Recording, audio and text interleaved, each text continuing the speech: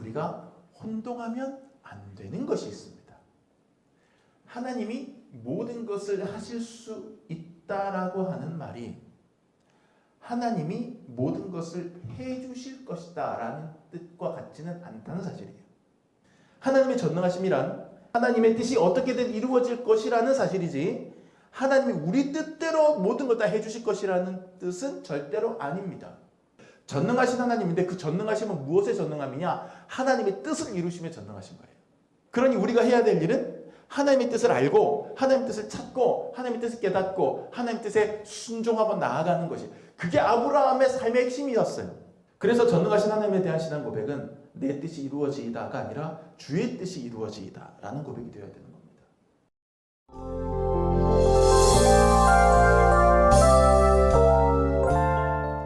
지난 주일에 들었던 노아의 이야기 기억하시죠? 노아가 방주에서 나왔을 때 하나님께서 다시는 물로 세상을 심판하지 않겠노라 하시면서 하늘의 무지개를 딱 띄워주시잖아요. 그렇죠? 그것부터 시작된 하나님의 약속은 물론 아담하고 맺으셨던 약속도 있지만 아담, 노아 이렇게 쭉 흘러간 여러 계약들이 있는데 그 중에 구약 성경에 우뚝 솟아있는 정말 중요하게 생각되는 계약들이 몇 개 있는데 그 제일 높이 솟은 그 봉우리 같은 그런 하나님의 계약 중에 하나가 바로 아브라함 계약이라는 거예요. 아브라함 계약. 하나님께서 아브라함을 불러서 맺으신 계약. 앞서서 하나님께서 지금 우리는 17장을 읽었지만 15장에서 아브라함 불러서 재물을 반으로 쪼개시고 그 사이로 왔다 갔다 하시면서 이제 아브라함과 약속을 맺으시거든요. 내가 너를 택했고 내가 너의 후손에 복을 줄 거고 그렇게 할 것이다. 번성하게 하겠다. 이런 계약을 하나님께서 아브라함과 맺으세요. 그리고 세월이 아주 오래 흘러갑니다. 10년 훌쩍 넘는 세월이 흘러간 다음에 하나님께서 아브라함에게 다시 한번 나타나셔서 계약을 한번 갱신해 주시는 거예요. 지금 내용은 크게 보면 같은 건데 계약 내용을 한번 갱신해 주시는데 거기에 이제 플러스 더해서 할례를 명하시는 내용이 이제 오늘 읽지 않았지만 잠깐 나오고요. 그렇게 한번 같은 내용을 한번 다시 더 갱신을 해주시는데 그 내용 중에 우리가 좀 살펴봐야 되는 것이 중요한 내용들이 좀 있습니다. 상호 간의 계약을 할 때 서로의 이름이 명확해야 된다. 계약을 도대체 누구와 하는지 어떤 존재와 하는지 알아야 될 거 아니에요. 명확해야 되잖아요. 그래서일까요? 오늘 본문에서 하나님께서 아브라함과 이 중요한 계약을 맺으심에 있어서 이름 이야기를 그렇게 하세요. 이름 이야기를. 계약 당사자 갑이 있고 을이 있다고 할 때, 갑과 을이 있다고 할 때 갑은 아마 하나님일 것이고 을은 오늘 본문상으로는 아브라함일 겁니다. 그렇다면 이 계약서에 뭐라고 써 있었을까? 이 계약서를 종이로 만약에 수기로 썼다면 계약자 갑하고 뭐라고 써 있고 계약자 을하고 뭐라고 써 있을까? 그걸 우리가 좀 들여다볼 필요가 있습니다. 첫째, 계약 당사자 갑의 이름은 전능한 하나님이라고 써 있었다. 이렇게 볼 수 있습니다. 전능한 하나님. 1절 말씀 볼게요. 아브라함이 99세 때에 여호와께서 아브라함에게 나타나서 그에게 이르시되 나는 전능한 하나님이라 너는 내 앞에서 행하여 완전하라. 아멘. 하나님의 이름을 어떻게 부를까요? 하나님의 이름은 여호와라고도 하고 어떤 사람은 무식하게 여호와가 뭐냐? 뭐 이스라엘의 고대 이스라엘은 뭐 히브리어의 자음이 어떻고 모음이 어떻고 그래서 아마 야훼가 맞을 거야. 뭐 이렇게 부르기도 하고요. 뭘 그래? 그냥 주님이라고 부르기도 하자. 야, 거룩한 하나님 이름 어떻게 불러? 그냥 주님 아도나이라고 부르자. 하나님이라고 부르자. 천주님이라고 불러야지. 여러 가지 얘기들이 있습니다. 그렇죠? 구약 성경 안에서도 하나님을 지칭하는 이름들이 여러 있습니다. 하지만 하나님은 유독 아브라함과 계약을 맺는 이 자리에서 자신을 전능한 하나님이라고 표현하십니다. I am God Almighty. NIV 성경에 그렇게 되어 있습니다. 전능한 하나님이다. 이 전능한 하나님, 전능하신 하나님이라고 하는 말을 히브리어로 보면 엘샤다이 이렇게 되어 있습니다. 엘샤다이. 엘은 이제 그 가나안 지역에서 하나님을 지칭할 때 신을 지칭할 때 하는 이름이고 엘샤다이 전능하신 하나님 이렇게 번역하거든요. 그래서 제가 이제 이 본문 말씀을 히브리어 성경으로 찾아봤더니 엘샤다이 딱 나옵니다. 엘샤다이 전능한 하나님. 오래전에 미국의 복음성가 가수 에미 그란트라는 가수가 있었어요. 제가 20대 시절에 막 많이 듣고 했던 그 당시에 그 미국의 지금으로 치면 흘러간 가수들, 복음성가 가수들, 뭐 샌디 패티, 마이클 W. 스미스 이런 사람, 그 중에 에미 그란트라는 가수가 있었는데 이 사람이 발표했던 곡 중에 엘샤다이라는 곡이 있었어요. 우리나라에도 번역이 돼서 소개돼서 아는 사람은 아는 그런 곡이었어요. 하나님 전능자 하늘 위에 계신 주, 명곡입니다. 굉장히 노래 좋습니다. 여기 딱 이 노래 시작하는 부분에도 하나님 전능자 이렇게 나오거든요. 엘샤다이, 전능하신 하나님. 자, 아직 아들이 없는 아브라함에게 후손의 복을 주신다는 것은 마치 둥근 사각형이다 라고 말하는 것처럼 이해하기 힘든 일이었을 거예요. 그게 어떻게 가능하냐. 그런 아브라함에게 하나님께서는 불가능이 없음을 알려주고 반드시 이 계약의 의무사항이 준수될 것임을 나타내기 위해서 계약자 갑의 이름 엘샤다이로 제시하신 겁니다. 전능한 하나님이다. 창세기에 이제 엘샤다이라는 그 하나님의 이름이 성경에서 그냥 전능한 하나님 이렇게 나오니까 우리는 엘샤다이라는 그 명칭에 대해 하나의 호칭으로서 인식하지 못하지만 원문으로 보면 엘샤다이라는 호칭이 구약 성경에 조금 많이 나오거든요, 뒤에. 근데 창세기에는 딱 2번 나와요. 근데 2번 다 같은 상황에서 주어집니다. 하나님께서 아브라함에게 너희 후손 주겠다 라고 말씀하시는 장면, 그리고 저 뒤에 35장에 가면 아브라함의 후손에게 너희들의 후손에게 복을 주겠다 이 얘기할 때 또 한 번 전능하신 하나님이라고 나옵니다. 엘샤다이라고. 전능하신 하나님, 모든 것을 가능하게 하시는 분, 그 이름이 강조되었다는 것. 역설적으로 생각해 보면 아브라함이 지금 불가능해 보이는 상황 가운데 있었다라는 것을 반증해 주는 거예요.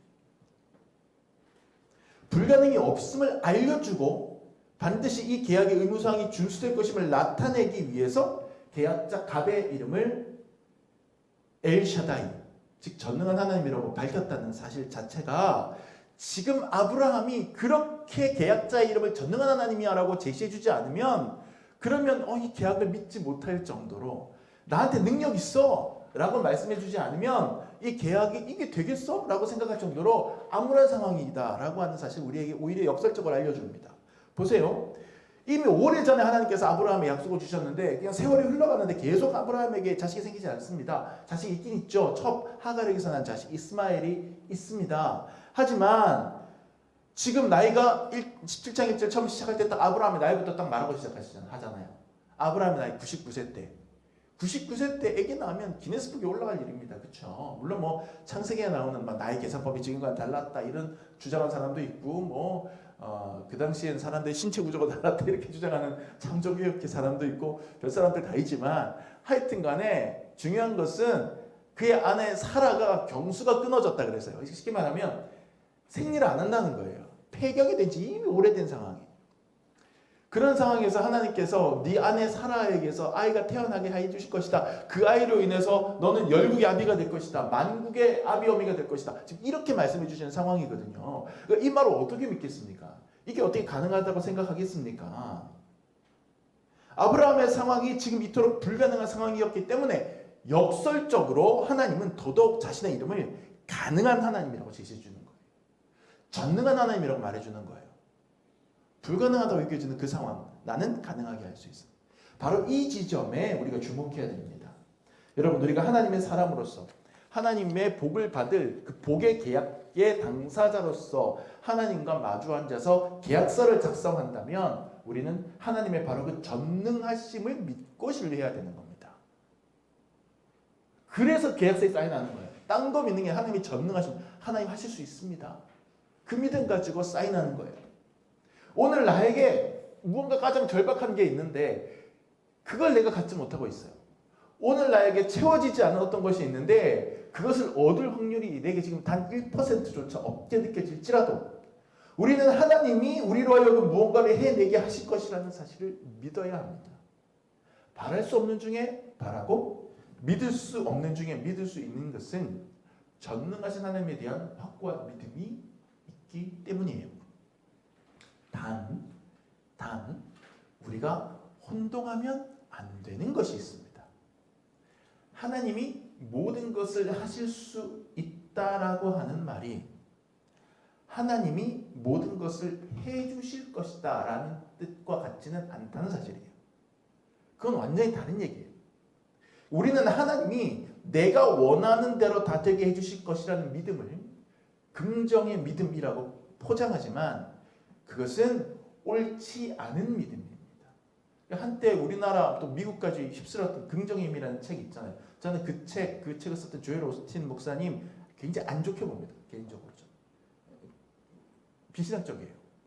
십자가 복음을 굉장히 긍정 신학으로 포장을 해버렸어요. 하면 된다, 할 수 있다라고 하는 어떤 인간적인 어떤 그런 심리적인 처세술 이런 것들하고 시장을 혼재시켜 버렸어요. 혼동시켜 버렸어요. 하나님이 전능하시다라고 하는 말은 내가 원하는 대로 결과가 되게 해주실 것이다 라고 하는 말과 동의어가 아닙니다. 물론 여러분 제가 긍정적인 믿음, 긍정적인 생활을 부정하는 건 아니에요.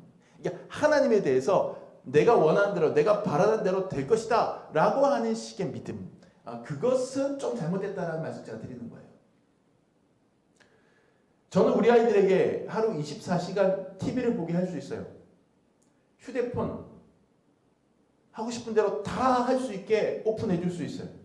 컴퓨터 얼마든지 하게 해줄 수 있어요. 저에게는 그런 능력이 있습니다. 적어도 그 한계 안에서 저는 그 아이들에게 전능한 아버지예요. 아이들은 때때로 허락받아요. 아빠 TV 봐도 돼? 착한 우리 막내는 와서 저한테 꼭 허락받습니다. 언제까지 저기 갈지 모르겠지만 봐. 허락해 줍니다. 때때로. 하지만 때때로 안 돼 라고 얘기합니다. 핸드폰 갖고 와. 훨씬 더 많은 경우에 거절합니다. 내 뜻대로 되고 안 되고의 결과물로서 하나님의 전능하신 여부를 판단해서는 안 되는 이유가 바로 여기 있습니다. 하나님의 전능하심이란 하나님의 뜻이 어떻게든 이루어질 것이라는 사실이지 하나님이 우리 뜻대로 모든 걸 다 해주실 것이라는 뜻은 절대로 아닙니다. 그러니 하나님의 전능하심을 믿는다면 우리는 어떤 것을 믿어야 되냐면 결국에는 이루어질 하나님의 그 뜻을 찾아서 내가 따라가야 되겠다는 순종의 믿음. 그것을 가지고 믿는 겁니다. 그래서 1절 하반절을 보면 나는 전능한 하나님이라 그 다음에 뭐라고 나오냐면 너는 내 앞에서 행하여 완전하라 이렇게 나오는 겁니다. 그러니까 하나님을 내가 원하는 대로 얘기하면 그냥 탁탁탁 해주시는 그런 분으로 생각하지 않는 거예요. 전능하신 하나님인데 그 전능하심은 무엇의 전능함이냐? 하나님의 뜻을 이루심에 전능하신 거예요. 그러니 우리가 해야 될 일은 하나님의 뜻을 알고 하나님의 뜻을 찾고 하나님의 뜻을 깨닫고 하나님의 뜻에 순종하고 나아가는 것이 그게 아브라함의 삶의 핵심이었어요. 너는 본토 친척 아비집을 떠나라. 하나님께서 이 일을 내게 맡기셨다면 이루실 것이다. 그러니 나는 믿음으로 비록 힘들지만 나아가겠다. 그래서 전능하신 하나님에 대한 신앙 고백은 내 뜻이 이루어지이다가 아니라 주의 뜻이 이루어지이다 라는 고백이 되어야 되는 겁니다. 오늘이 며칠이죠? 2월 25일 이틀 전 2월 23일은 속사도 시대의 교부 폴리캅의 순교일입니다. 물론 이제 정확한 날짜인지는 좀 이론 여러 가지 좀 이론이 있지만 일반적으로 알려진 날짜 2월 25일 폴리캅의 순교일. 제가 지금 속사도 시대 교부다 이렇게 얘기해도 조금 전문적인 용어 같죠. 속사도 시대라고 하는 건 뭐냐면 사도 시대는 예수님 부활 승천하신 다음에 예수님의 12제자들과 여러분 많이 아는 바울, 바나바, 실라 이런 사람들이 초대교회를 일궈가는 시대. 그게 사도행전에 기록되어 있는 시대. 그게 사도시대입니다. 속사도 시대는 그 다음 세대예요. 그러니까 성경의 기록이 끝난 바로 그 직후. 사도들의 시대를 바로 잇는 시대를 속사도 시대라고 그러거든요. 이 속사도 시대의 대표적인 사도를 꼽으라고 폴리캅을 꼽습니다. 서머나 교회의 감독 폴리캅. 이 서머나 교회 요한계시록에 7교회 나오잖아요. 4대 교회, 무슨 빌라델비아 교회, 무슨 교회 나오는데 거기에 서머나 교회가 나오는데 그 서머나 교회에서 목회하셨던 폴리캅이라고 하는 분입니다. 이분이요, 속사도 시대니까 사도들로부터 신앙을 이어받은 그 바로 다음 세대거든요. 사도 요한, 예수님의 12제자 중에 요한의 제자로 지금 많이 받아들여지고 있어요. 폴리캅은 아마 요한의 제자였을 것이다. 그리고 이분이 워낙 특별하게 순교를 하셨기 때문에 좀 많이 좀 부풀려지고 전설들이 붙어요. 그래서 심지어는 어떤 전설까지 있냐면 이거는 그냥 과외 얘기인데 사이드적인 얘기인데 어떤 얘기까지 있냐면 복음서에 보면 예수님께서 어느 날 아이들이 막 자기에게 다가오는 것을 제자들이 막으니까 그렇게 하지 말라 그러면서 아이 한 명을 안으시고 누구든지 어린아이처럼 천국을 받들어야 천국에 들어갈 수 있다 이런 얘기를 해주셨다는 얘기가 복음서에 나오잖아요. 그때 예수님이 받아 안으셨던 아이가 폴리캅이다 이런 전설이 있어요. 저는 믿지 않습니다만 그렇게까지 아마 그 정도 되는 사람이었을 것이야 라고 생각할 정도로 대단했던 사람입니다. 폴리캅. 근데 이 폴리캅이 죽는 장면, 순교하는 장면은 비교적 역사적으로 사실입니다. 왜냐하면 바로 그 폴리캅이 순교당한 다음에 폴리캅이 목회했던 그 서머나 교회에서 그 폴리캅에 잡혀가고 죽는 장면을 기록으로 남겨요. 기록으로 남겨서 다른 교회에 보냅니다. 이게 이제 초대교회 문서 중에 폴리캅의 순교사화라고 하는 문서예요. 그 문서에 아주 디테일하게 폴리캅의 마지막 장면이 기록이 되어 있습니다. 그 내용이 쭉 읽어보면 길지 않지만 쭉 읽어보면 다 하나하나가 다 감동적인데 제가 오늘 말씀드리고자 하는 부분은 이 부분입니다. 화형장으로 끌려가면서도 이 사람 뭐 맹수한테 그냥 맹수를 풀어서 잡아먹게 할까, 뭘 어떻게 할까, 막 이런 거 가지고 막 어떤 식으로 죽일지를 가지고 의논하는 뭐 그런 잔인한 장면도 나오고요. 하여튼 폴리캅이 마지막으로 어떻게 죽냐면 화형당합니다. 불에 타서 죽는데 화형장으로 끌려가면서도 내내 의연하고 당당하게 말하고 행동하고 기도했거든요. 자, 근데 그 중에 이런 부분이 있어요. 폴리캅을 화형시키기 위해서 이게 대를 마련합니다. 화형대를 마련한 다음에 사람들이 이제 불을 붙이면 그가 고통 중에 몸부림칠 거 아니겠어요? 그가 몸부림칠까봐 화형대에 이제 못으로 그를 고정하려고 합니다. 그런데 폴리캅이 그것을 거부합니다. 그러면서 이렇게 외쳐요. 나를 그대로 두시오. 불길을 참아 견디도록 내게 힘을 주실 그분께서 그대들이 못으로 나를 고정시키지 않아도 내가 장작더미 위에서 꼼짝하지 않고 끝까지 있도록 해주실 것입니다. 이렇게 얘기합니다.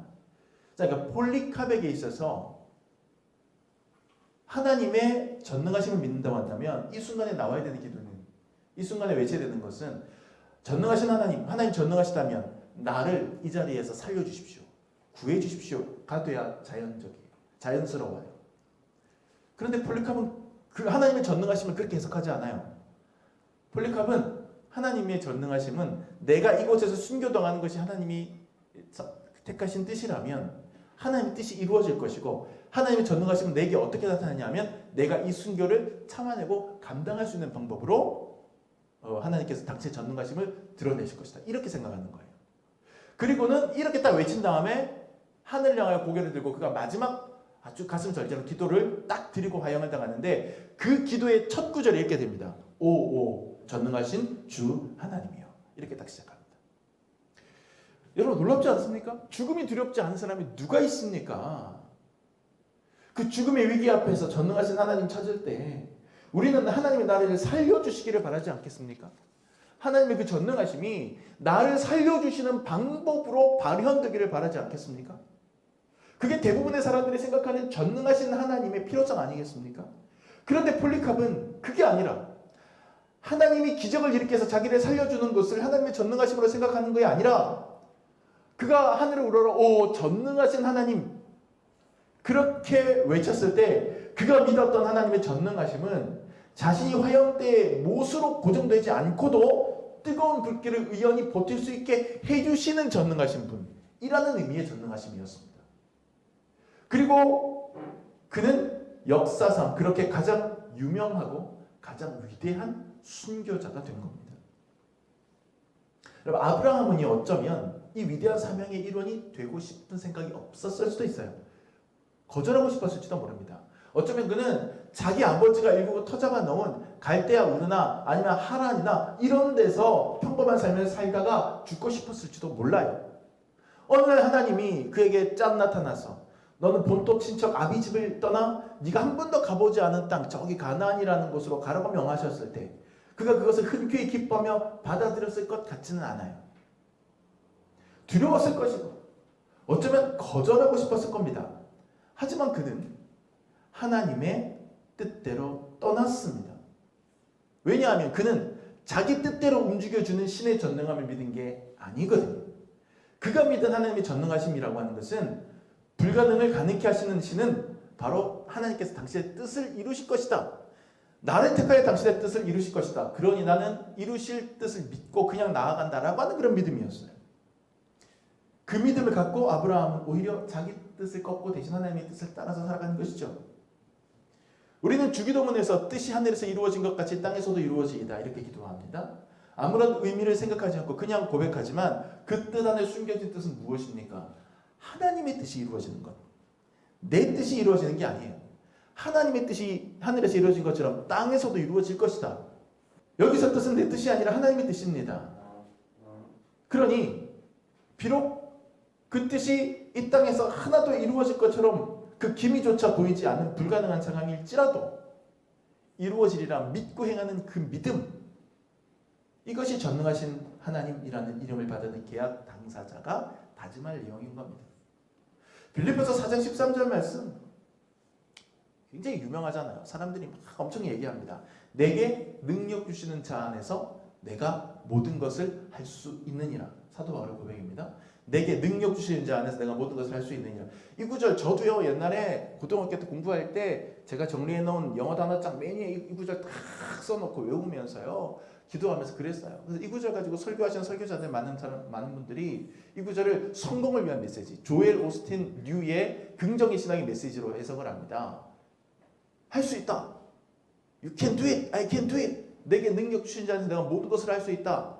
그래서 주로 이 구절 하나만 툭 떼갖고 와서 성공할 수 있다. 부자 될 수 있다. 유명해질 수 있다. 병 고칠 수 있다. 이런 식으로 가르쳐 왔어요. 근데 사실 그 구절 바로 앞에 무슨 구절이 있는지 아십니까? 4장 11절 12절 바울이 이렇게 얘기합니다. 어떤 형편에서든지 나는 자족하기를 배웠노니 나는 비천에 처할 줄도 알고 풍부에 처할 줄도 알아. 모든 일 곧 배부름과 배고픔과 풍부와 궁핍에도 처할 줄 아는 일체의 비결을 배웠노라. 그리고 이어서 내게 능력 주신 자 안에서 내가 모든 것을 할 수 있느냐 이렇게 말해요. 다시 말해서 바울이 내게 능력 주시는 하나님 안에서 나는 모든 것을 할 수 있다라고 말한 뜻은 하나님이 나를 풍부하게 하셔도 아니 반대로 비천하고 궁핍하게 하실지라도 자족할 수 있다는 뜻입니다. 가난하게 하셔도 복음 전하다가 가난하게 하셔도 수치당하게 하셔도 내가 그것을 만족할 수 있는 일체의 비결을 내가 안다. 왜 내가 그렇게 할 수 있느냐? 내게 능력 주시는 전능하신 하나님 안에서 내가 그렇게 할 수 있다 라는 고백인 거예요. 그러니까 바울의 이 고백은 그가 여기서 말하는 그 하나님의 전능성은 내 뜻대로 되는 전능성이 아니라 하나님의 뜻대로 되는 전능성이고 하나님의 뜻을 이루기 위해서 내가 어떤 어려움에 처하든지 간에 내가 그것을 겪어낼 수 있다는 그런 고백이지 내가 이것을 거절하고 더 나은 자리 더 번쩍번쩍하는 자리로 갈 수 있다 라고 하는 식으로 해석해서는 절대 안 되는 구절인 거예요. 전능하신 하나님께서는 오늘 저와 여러분의 삶에도 같은 말씀을 하실 겁니다. 하나님은 반드시 당신의 뜻을 이루실 겁니다. 그 사랑의 법을 구원의 약속을 이루실 겁니다. 어떤 어려움도 이겨낼 수 있고 감당할 수 있는 힘을 전능하신 하나님이 주실 겁니다. 간석동의 나무 십자가 교회라는 이 작은 교회 간판 걸고 이 재정적인 어려움 속에서도 이 2층으로 올라오고 이거 사고 쳐가면서 앞전고투 버텨 나갈지라도 이 일이 하나님의 뜻이라면 엘 샤다이 전능하신 하나님은 능히 우리 공동체로 하여금 이 작고 작은 자의 삶을 감당하게 하실 거고 버텨내게 하실 겁니다. 그것이 진짜로 전능자의 전능하심의 핵심입니다. 그러니 전능하신 하나님을 믿을수록 오히려 내 뜻을 꺾고 하나님의 뜻대로 완전한 속에 행하리라 다짐해야 합니다. 아브라함 그렇게 살았고 오늘 우리도 그렇게 살아야 합니다. 두 번째로 계약 당사자 갑이 있으면 을이 있지요. 갑은 전능하신 하나님이었어요. 엘샤다이. 계약 당사자 을의 이름은 아브라함이었습니다. 아브라함. 이전까지 아브라함의 이름은 아브람이었어요. 아브람. 그런데 오늘 본문도 보면 1절, 2절 이런 데서는 다 이제 아브람이라고 하는 이름이 사용되거든요. 그런데 갑자기 5절에서 하나님께서 이렇게 말씀하십니다. 5절 한번 같이 읽어보시죠. 이제 후로는 네 이름을 아브람이라 하지 아니하고 아브라함이라 하니 이는 내가 너를 여러 민족의 아버지가 되게 함이니라. 아멘. 거기 여러분 갖고 계신 성경에 아브라함이라고 하는 단어 왼쪽 위에 1이라고 하는 작은 각주 번호가 있죠? 그 1이라고 하는 번호 저기 성경책 맨 아래에 귀퉁이에 가보면 설명이 나와 있습니다. 뭐라고 되어 있습니까? 많은 무리의 아버지라고 되어 있습니다. 많은 무리의 아버지. 발음은 비슷하지만 뜻은 크게 달라집니다. 예전 이름 아브람이라고 하는 이름은요. 아브람은 고귀한 아버지라는 뜻입니다. 고귀한 아버지. 근데 하나님은 그 이름을 아브라함으로 바꾸셨습니다. 이 계약 때. 아브라함은 많은 나라의 아버지라는 뜻이죠. 그 뜻대로 실제로 아브라함의 후손들은 육적으로도 여러 민족들이 생겨났고 영적으로도 하늘의 별처럼 바다의 모래처럼 무수한 믿음의 후손들이 저와 여러분을 포함하여 생겨났습니다. 또 하나님은 또 어찌나 세심하신지 아브라함 부부 일심동체잖아요. 그러니까 아브라함만 이름 바꿔준 게 아니라 아브라함의 부인 사라의 이름도 바꿔주십니다. 이게 이제 15절 16절이거든요. 하나님이 또 아브라함에게 이르시되 내 아내 사레는 이름을 사레라 하지 말고 사라라 하라. 내가 그에게 복을 주어 그가 내게 아들을 낳아주게 하며 내가 그에게 복을 주어 그를 여러 민족의 어머니가 되게 하리니 민족의 여러 왕이 그에게서 나리라. 자, 아브라함의 부인 이름도 바꿔주시는데 아브라함의 부인 내 원래 이름은 사레였어요. 사레. 그래서 앞부분 다 사레라고 나옵니다. 근데 오늘 말씀을 기준으로 사라로 바뀌거든요. 사레는 무슨 뜻이냐면 나의 공주 이런 뜻이에요. 이게 여주인이 나의 여주인 뭐 이렇게 해석할 수 있을까요? 하여튼 공주란 뜻입니다. 공주. 예, 공주병 걸린 사람인 거예요. 예. 하여튼 고귀한 여성 이런 뜻이에요. 근데 이걸 사레를 사라로 바꿨어요. 사라는 앞에 나의가 빠집니다. 그냥 여주인이에요. 그냥 공주님 이렇게 하면 돼요. 오늘 성경 본문은 이것을 의역을 어떻게 했느냐. 여러 민족의 어머니 이렇게 의역을 했어요. 자, 합치면 맥락이 좀 잡히십니까? 아브라함과 사라의 바뀐 이름이 어떤 공통점이 있습니까? 여러분, 개인의 영달이나 영광을 추구하는 아주 개인적인 이름에서 보다 공적인 사명의 이름으로 바뀐 게 감지되지 않으십니까? 그냥 한 집안의 고귀한 아버지에서 많은 나라의 아버지가 된 거예요. 아브라함. 나의 공주에서 그냥 공주, 여주인이 된 겁니다. 민족의 어머니로 많은 민족의 어머니로 바꾸신 겁니다. 그러니까 개인의 삶에서 세상을 위한 삶으로 그 정체성을, 그 아이덴티티를 바꾸는 계약 갱신인 거예요. 지금. 하나님께서 오늘 우리에게 원하시는 게 이런 게 아닐까요? 하나님께서 오늘 저와 여러분에게 복 주신다고 할 때 그 복 주시는 이유가 그저 저와 여러분의 한 개인으로서 고귀한 인생으로 잘 살기를 바라셔서일까요? 하나님이 저와 여러분을 택하여 세우신다면 그 이유는 저와 여러분으로 하여금 우리의 이웃이 또 우리가 속해 있는 공동체가 이 나라가 이 세계가 선한 영향을 받게 하기 위함입니다. 하나님이 우리를 구원하시는 것은 우리를 구원받은 백성으로 선택하신 것은 우리만 구원받게 우리만 잘 먹고 잘 살게 하려는 게 아니라 이웃을 위해서 나라를 위해서 세상을 위해서 쓰임받는 존재가 되게 하기 위함이에요. 많은 나라를 위하여 많은 백성을 위하여 쓰임받는 아브라함, 사라가 되게 하기 위해서 우리를 택하신 거예요. 이것이 계약이 숨겨진 뜻입니다. 꽃은 아름답지요. 꽃은 아름답지만 오직 자신만 아름답습니다. 자기가 있는 그 자리에서만 찬란할 뿐입니다. 개인 구원에만 몰두하는 사람들이 그렇습니다. 자기만 꽃처럼 아름답습니다. 찬란합니다. 바라보는 사람들이 감탄은 하죠. 하지만 오직 자기만 아름답습니다. 하지만 바람이나 나비나 벌 같은 존재들은 다릅니다.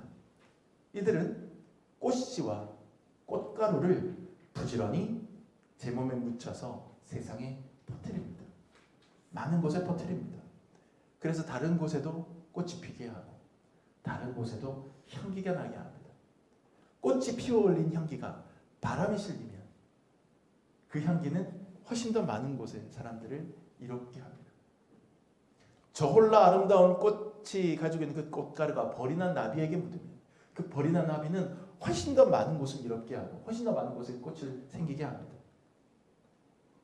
제 홀로만 반짝이는 성도, 제 홀로만 찬란한 교회들이 많을수록 역사적으로 하나님과 우리가 맺은 계약을 의무에서 이탈하는 겁니다. 그 아름다운 향기로 세상에 더 많은 꽃을 피우게 만들고 더 빛나는 자리들을 만들어내야죠. 하나님은 한 송이 꽃과 같은 성도들보다 바람, 나비, 벌과 같은 제자들을 필요로 하십니다. 하나님이 계약관계의 을로 삼고자 하시는 이는 자기만 살고 자기만 성공하겠다는 사람이 아닙니다. 교회를 걱정하고 나라를 염려하고 지구와 함께 아파하는 사람들입니다.